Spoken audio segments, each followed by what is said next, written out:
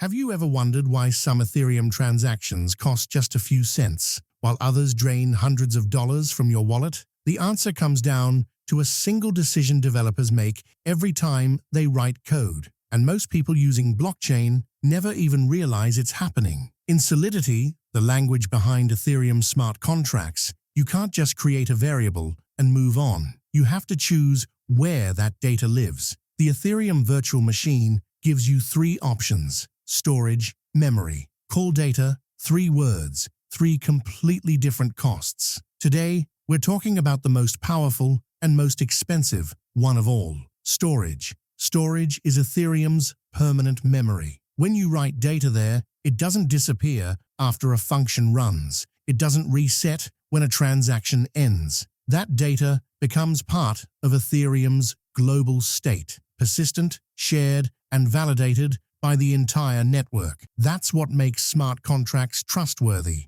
and that's exactly why it's expensive. Every time you write to storage, you're changing the blockchain's state. State changes must be processed and confirmed by the network, and that consumes a lot of gas. Here's the key detail most people miss. When you declare a state variable at the top of a smart contract, Solidity automatically puts it in storage. You don't have to say anything. It just happens. A simple line like "256 public my balance" creates permanent contract state, and every time that value changes, you pay gas to update it. So here's the golden rule: only use storage for data that must persist across transactions. User balances, storage. NFT ownership records, storage. Critical configuration that defines how the contract behaves, storage. But temporary values, quick calculations, data that only matters while a function is running? Never use storage for that. Using storage for temporary data